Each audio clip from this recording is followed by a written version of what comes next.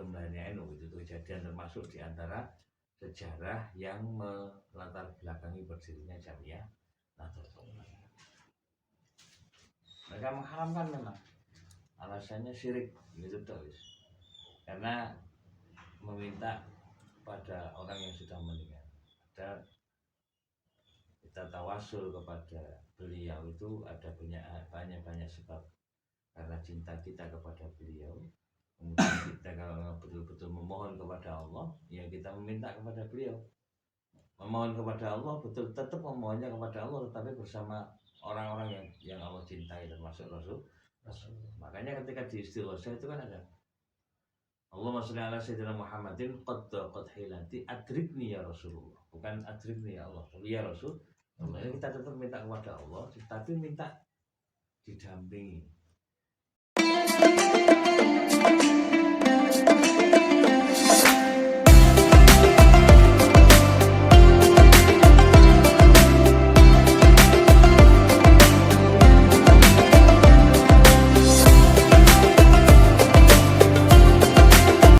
Assalamualaikum warahmatullahi wabarakatuh. Waalaikumsalam warahmatullahi wabarakatuh.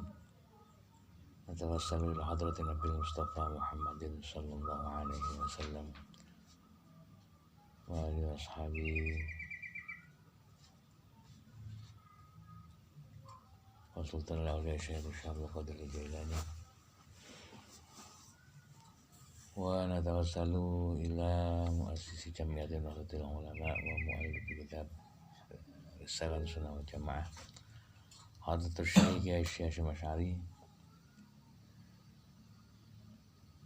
Syaulillahi lana wa lahumul Fatihah. A'udzu billahi minasyaitonir rajim.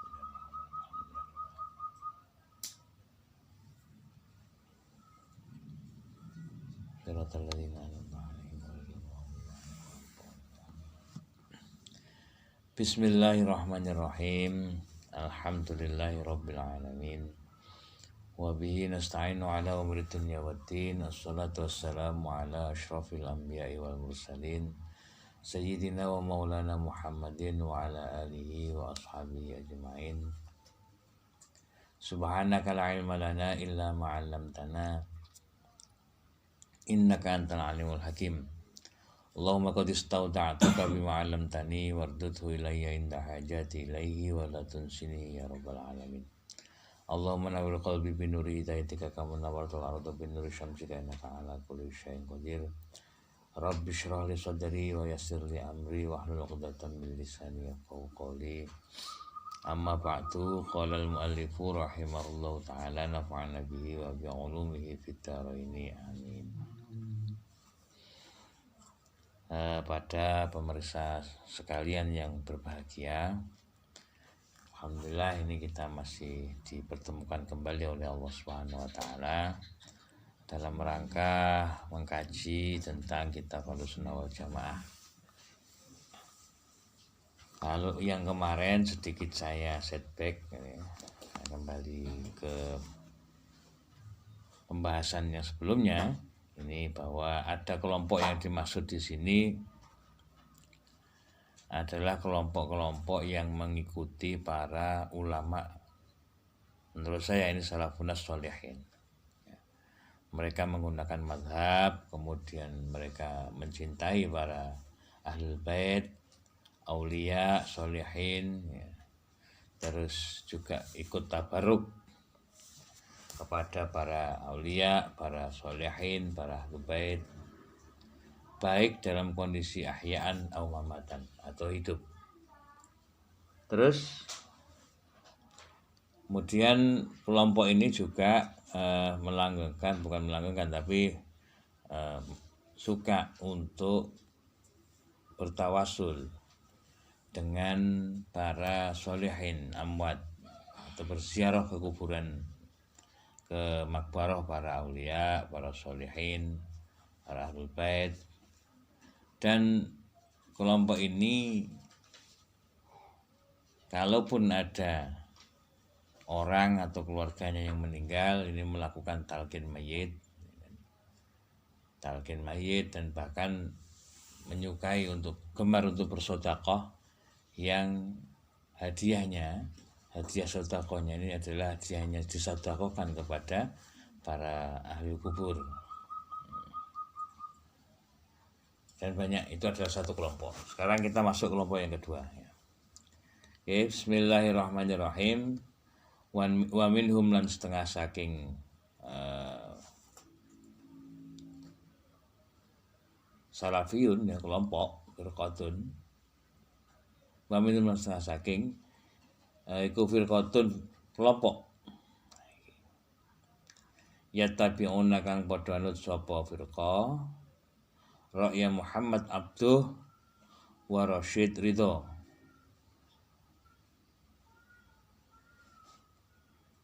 Pendapate Muhammad Abduh lan pendapate Rasyid Ridho. Wa yakhuduna lan padha ngarep sapa firqah min bid'ati Muhammad bin Abdul Wahhab An-Najdi. Wa yakhuduna padha ngarep sapa firqah min bid'ati saking bid'ah Muhammad bin Abdul Wahhab An-Najdi. Wa Ahmad bin Taimiyah lan Ahmad bin Taimiyah wa tilmidaihi lan murid lorone Ahmad bin Taimiyah yaiku Ibnul Qayyim wa Abdul Hadi. Ibnul Qayyim rupane Ibnul Qayyim lan Abdul Hadi. Nah, kelompok yang kedua ini ada kelompok yang mengikuti pola pikirnya Muhammad Abduh dan Rasyid Ridho. Ini mereka memproklamirkan diri sebagai kelompok pembaharu. Baik Muhammad Abduh maupun Rasyid Ridho juga mengikuti pola pemikiran dari Muhammad bin Abdul Wahhab An-Najdi. Ini yang kemudian menjadi pioner pendirian daripada paham Wahabiyah. Dan Ahmad Ibnu Taimiyah, ini Ahmad Ibnu Taimiyah ini sebenarnya masih muridnya Imam Hambali ya. Dan kedua muridnya Ibnul Qayyim juga sama, dan Abdul Hadi. Ini kadang-kadang masih dipakai oleh para kita salafun sholihin, para kita saat ini. Nah, tapi kalau seperti pemahaman Muhammad bin Abdul Wahhab An-Najdi yang sebagai pionir pendiri paham Wahabiyah, ini kayaknya kelompok ini yang agak berbeda dengan kelompok yang kedua. Yang pertama ya, kelompok kedua ini agak berbeda dengan kelompok yang pertama. Terus bagaimana pola-pola daripada kelompok yang kedua ini tadi? Nah, ini haramu mongko ngarumake sapa firqah ma ing perkara ajma'a kang ngumpulake, kang nyepakati sapa al muslimuna pira-pira wong muslim ala nadbihi ing atase kesunahane ma wa walan utawi ma iku as-safaru lunga li ziyarati qabri Rasulillah sallallahu alaihi wasallam, krana ziarah kuburan Rasulullah sallallahu alaihi wasallam.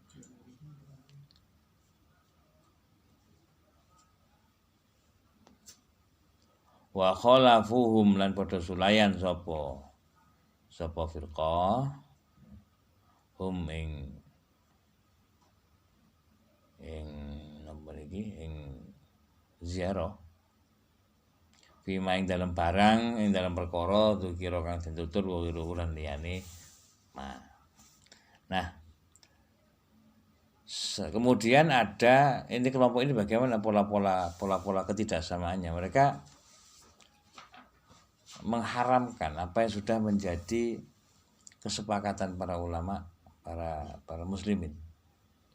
Para muslimin yang yang diawali oleh akidah Ahlussunnah wal Jamaah. Dengan pola pemikiran pembaharuan dan lain sebagainya, ini mereka mencoba memberikan pemahaman yang berbeda. Ya, akhirnya ya tidak, ini ada ketidaksamaan dengan pola pikiran yang lama, sehingga ini sangat-sangat bertentangan.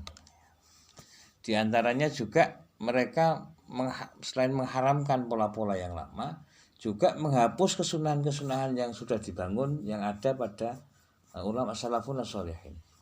Di antaranya daripada pemikiran-pemikiran salafun sholihin yang kemudian sempat diharamkan itu adalah as-safar li ziyarati qabri Rasul, melakukan perjalanan untuk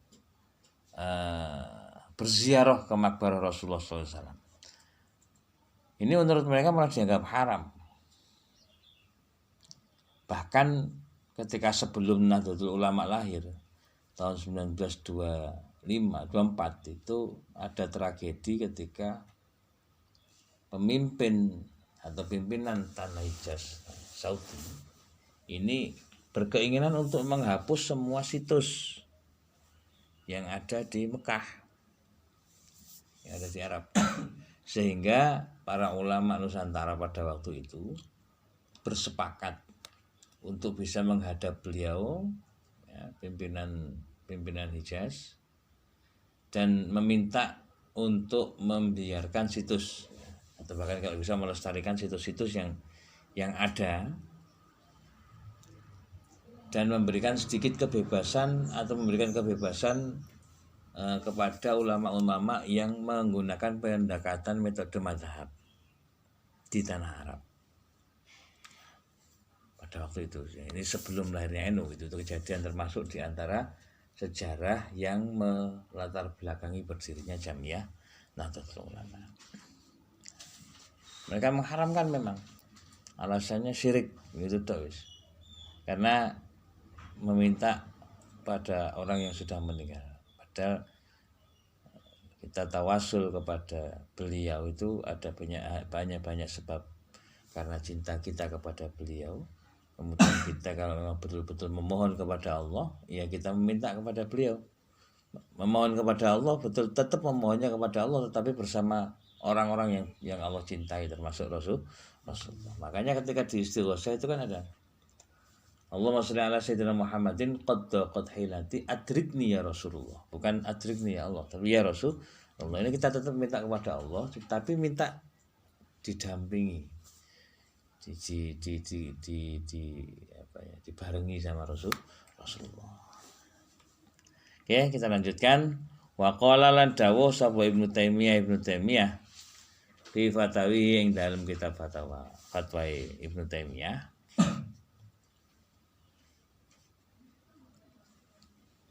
wa idza safara lan tatkalane lunga sapa wong li i'tiqadi krana yakin anaha setuhune lunga safar ai ziyarata qabri Nabi, utawa ziarah kuburane Nabi sallallahu alaihi wasallam, taatan krana taat, kana ana apa dalika mengkono iku mahruman haram bil ijma'il muslimina, kelawan kesepakatane para muslimin. Wasara mongko dadi apa tahrimu pengharaman minal amri saking perkara utawa saking perintah al maqtu'i bih kang pedhot bi kelawan apa ini? Bi kelawan ma. Nah, menurut Ibnu Taimiyah ini malah di dalam kitab fatawinya, kalau ada orang yang melaksanakan perjalanan mau ziarah terus kemudian bahkan kalaupun itu harus ke makam Rasulullah, murni ke makam Rasulullah misalnya,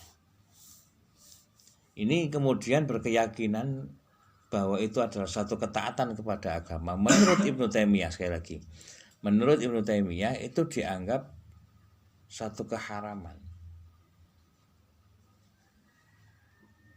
Nah, kalau seperti ini menurut Ibnu Taimiyah keharaman tersebut termasuk perkara yang harus ditinggalkan, nggak bisa dilaksanakan menurut Ibnu Taimiyah. Ini perlu diperjelas, nanti khawatir kita penyampaian ini tidak jelas sehingga menganggap bahwa ziarah kubur itu adalah haram. Ini tidak menurut Ibnu Taimiyah.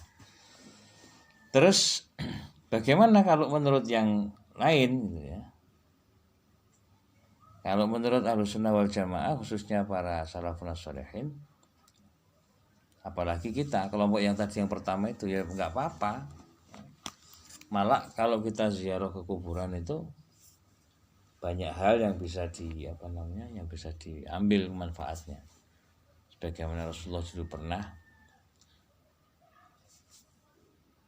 melarang untuk berziarah ke kubur, tetapi kemudian fazuruhu, untuk nahitukum an ziyaratul qabri fazuruhu. Jadi yang pertama beliau melarang untuk ziarah kubur, tapi kemudian perintah fazuruhu, kamu ziarahlah. Kemudian kita bisa mengambil manfaat tawasul di makbaroh ya, dengan banyak hal. Kita tawasul dengan para solihin, kita tawasul dengan a'malinal khair, dengan bacaan-bacaan Al-Quran, bacaan-bacaan kalimat thayyibah, dan banyak hal, dengan ad'iyah, ya, doa-doa dan lain sebagainya. Itu adalah termasuk tawasulana bil a'malil khair. Sementara hadir kita ini tawasulana bis sholihin. Oke. Itu beberapa manfaat yang sangat luar biasa. Terus kemudian kita lanjutkan, wa qala lan dawuh. Qala dawuh sapa al-alamah, ulama al-alamah Syekh Muhammad Bahis al-Hanafi al-Muti'i, Syekh Muhammad Bahis al-Hanafi al-Muti'i, fi risalati ing dalem risalahe, kitab risalahe, musammat tathhirul fuad min tanasil i'tiqad, kang den arani kitab tathhirul fuad min tanasil i'tiqad. Tegese kitab iki tathhirul fuad nyucenine ati, min tanasil i'tiqad saking noda-nodane keyakinan. Ya apa dawe wadzal fariqu lan utawi ikilah kelompok qad ubtulia, teman-teman dadi coba, teman-teman dadi coba al muslimuna ing wong muslim bikasirin kelawan akeh, minum setengah saking firqah, minhum setengah saking firqah niki wau, salafan apane wong ulama salaf, wa khalafan ulama khalaf. Fakanu mongko utawi firqah akeh iki mang wasmatun wasulmatun, dadi noda ing tekuan fil muslimin ing dalam pira-pira wong muslim, wa udwan fasidan lan dadi musuh fasidan kang bener-bener ngerusak. Selanjutnya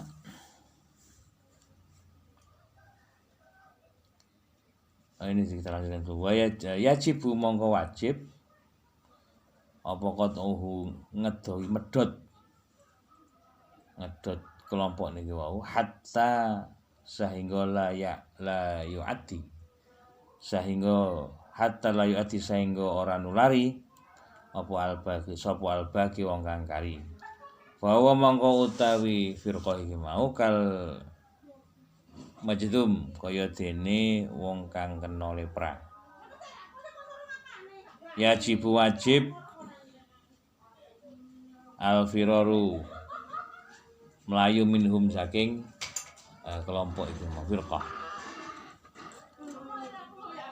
Fa innahum mongko utawi setuhune firqah iku yal abuna padha gawe dulinan bidinihim kelawan agamane wong akeh, wa yadmuna lan padha ngino padha nyacat padha maitu sapa firqah al ulama ing pira-pira ulama salafan hale ulama sing salaf wa khalafan lan ulama sing khalaf. Nah, yang selanjutnya ini ada alhamdulillah ulama yang bernama Syekh Muhammad Bahis Al-Hanafi Al-Muti. Beliau menyampaikan dalam kitab risalahnya yang disebut Tadhhirul Fuad min Tanasil I'tiqad. Kalau dilihat kitabnya ini membersihkan hati dari noda-noda keyakinan. Ini saja beliau mengatakan kelompok yang tadi mengharamkan dan lain sebagainya ini ini termasuk kelompok yang menjadi coba ini menjadi fitnah bagi kaum muslimin, menjadi sesuatu yang kurang baik bagi kaum muslimin ya. Karena kebanyakan kaum muslimin yang salaf khususnya para ulama yang salaf maupun khalaf ini kehadiran kelompok ini dianggap sebagai wasmatun wasulmatun. Jadi suatu kayak duri dalam daging atau noda dalam lipatan. Noda dalam lipatan ini, duri dalam daging ini nggak kelihatan durinya tapi rasanya nggak enak. Terus noda dalam lipatan juga sama, ketika ada sepertinya bersih ternyata ketika dibuka betul kotor dan noda dalam lipatan. Ini bagi kaum muslimin dan bahkan dikategorikan kelompok ini sering sekali menganggap sesuatu yang yang ada yang bertentangan ini adalah sesuatu yang kurang baik menurut mereka.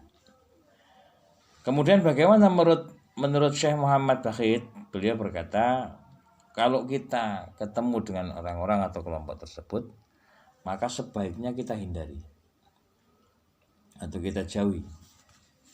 Sebab kelompok-kelompok ini termasuk dianggap kelompok yang membahayakan. Bahkan beliau memberikan satu analogi, permisalan, kiasan bahwa kalau ketemu kelompok ini ibarat kan seperti ketemu orang yang terkena penyakit lepra, maka sebaiknya dihindari. Baiknya dihindari.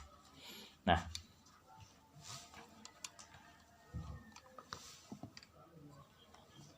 kenapa? Karena mereka dianggap orang-orang yang yal'abuna bidinihim, orang-orang yang biasanya bermain dengan agamanya.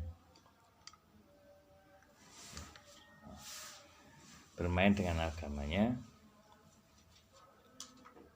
Khususnya mereka sering sekali menganggap ulama-ulama atau siapapun yang tidak sama dengan mereka itu dianggap sesat dan lain sebagainya.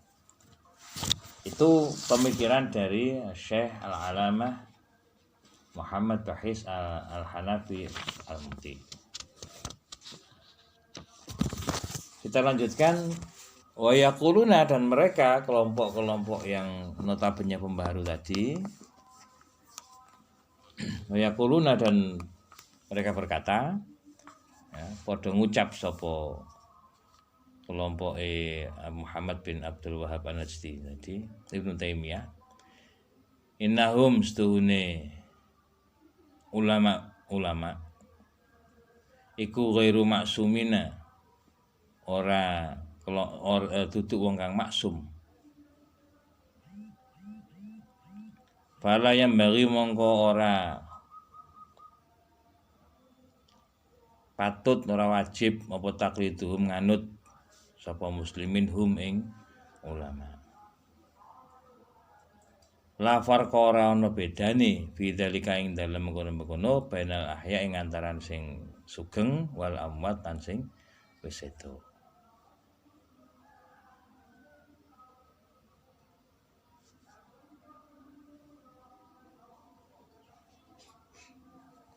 yat'anuna padha nusuk sapa kelompok iki mang alaihim ing atase kaum muslimin wa yalqauna lan nibake sapa kelompok iki mau firqah asyubahata ya ing kemamangan wa yadharuna lan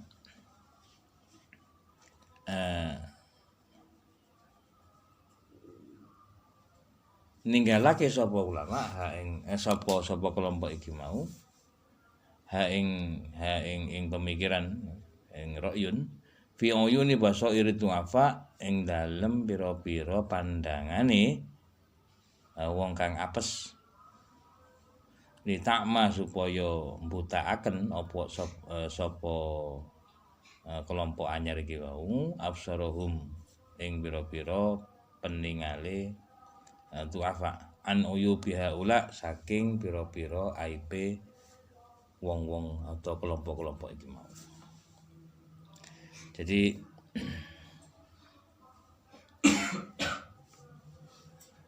mereka kelompok-kelompok yang pembaharu tadi sebagaimana yang disampaikan ketika Ibnu Taimiyah kemudian Muhammad bin Abdul Wahab ini bahkan mereka beranggapan bahwa para ulama itu bukan orang yang maksum.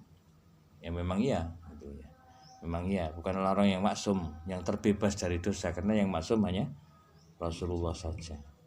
Tetapi bukan berarti mereka yang sudah dipilih sebagai para ulama oleh Allah dan mampu untuk memberikan pemahaman-pemahaman keagamaan ini kemudian dianggap salah atau kemudian dianggap tidak pantas untuk diikuti, ya salah betul, karena memang selain para anbiya dalam Quran sendiri yasyallah min ibadihil ulama juga punya grade yang cukup tinggi untuk menjadi panutan bersama. Nah, sementara kelompok ini menggelontorkan pemahaman yang sangat bertentangan dan bahkan mereka memiringkan image para ulama dengan berkata bahwa para ulama ini ghairu maksumin. Ya tidak maksum, jadi nggak perlu untuk diikuti. Tidak berbeda baik para ulama ini masih hidupkah atau ulama ini sudah meninggalkah. Tidak perlu tabarukan lah seperti itu. Nah, terus bahkan kelompok ini mencoba membuat kekisruan gitu ya. Menyebarkan atau mengintisarkan, menyebarkan atau menyebarluaskan pandangan atau asumsi tersebut kepada orang-orang yang mungkin kurang paham terhadap agama, dengan harapan agar supaya mereka tidak terdeteksi kebodohannya, kekeliruannya. Dan kalau memang ada orang yang kurang begitu paham agama kemudian ikut gitu, sembari ikut menyalah-nyalahkan dan lain sebagainya, ya bisa dipastikan bahwa mereka pasti akan terhanyut kepada pemahaman tersebut. Terus bagaimana? Wa yaqsiduna lan nuju sapa firqah iki mau bidzalika kelawan mengkono-mengkono ilqa al-adawati wal baghdha ing nibahake permusuhan dan kericuan bihululihimul jawi kelawan nguasaine teknologi. Ini kalau dimaknani lafadznya hululihim ini kan solutif. Al-jawi ini apa ya? Sesuatu yang ada di langit itu ya. Jadi ini lebih ditekankan kepada teknologi. Jaringan teknologi. Wa yas'auna lan ngusahaake sapa firqa fil ardi fasada ing dalam bumi fasadan fasadan kerusakan. Ya kuluna padha ngucap sapa ngakeh Allah ing atase Gusti Allah al-kadziba ing goroh Wahum lan utawi wong akeh iku ya'lamuna padha weruh sapa wong akeh iki mang. Wa yaz'umuna lan padha nyebaraken sapa kaum akeh iki mang annahum iku stune kaum iku qaimuna wong kang jumeneng bil amri kelawan perintah bil ma'rufi kelawan barang kang bener wan nahyi lan nyegah min anil mungkari saking kemungkaran. Khaduna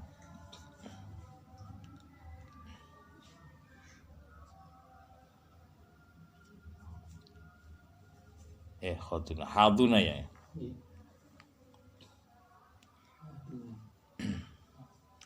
Haduna padha ajak sapa firqah mana sae ngono soal ittiba syar'i ing atase manut syariat wajibna bil bid'ah lan ngedoi bid'ah. Wallahu yashwallahu lan utawi Gusti Allah ku yasyhadu nyekseni sapa Allah innahum istune wong akeh iku stune wong akeh lakalibuna jektine padha karo kabeh.